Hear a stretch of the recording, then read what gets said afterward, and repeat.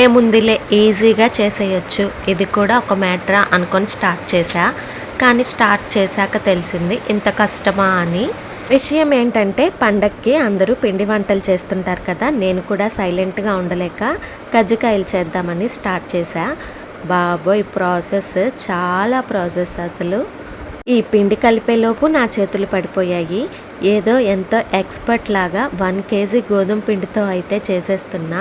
ఇక్కడే పప్పులో కాలేసా. గోధుమ పిండికి బదులు మైదా పిండి తీసుకుంటే పర్ఫెక్ట్గా వచ్చుండేవేమో. గోధుమ పిండి యూస్ చేయటం వల్ల సాఫ్ట్గా వచ్చాయి, క్రిస్పీగానే రాలేదు. అసలు పిండి వంటలు చేసేటప్పుడు ఎవరి హెల్ప్ లేకుండా అస్సలు స్టార్ట్ చేయకూడదు.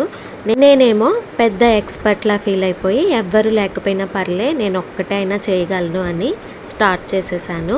పిండి కూడా చక్కగా కలిపెట్టేశాను. ఇంకా స్టఫింగ్ కోసం ఎండు కొబ్బరి పీసెస్ని గ్రైండర్లో వేసి పౌడర్ చేస్తున్నాను. స్టఫింగ్ ఒక్కొక్కరు ఒక్కోలా ప్రిపేర్ చేస్తుంటారు కదా, నేను ఇక్కడ పుట్నాల పప్పు, బెల్లం, ఎండు కొబ్బరి ఈ 3 కలిపి స్టఫింగ్ అయితే ప్రిపేర్ చేశాను.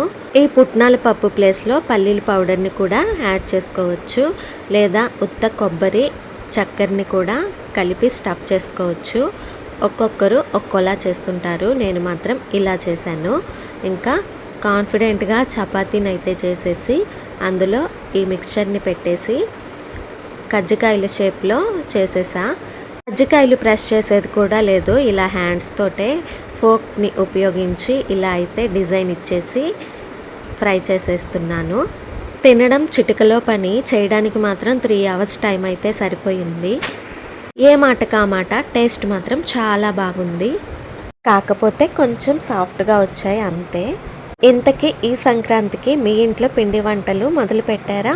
వీడియో నచ్చితే లైక్ చేసి ఛానల్ని ఫాలో చేయండి. Thanks for watching. Bye bye.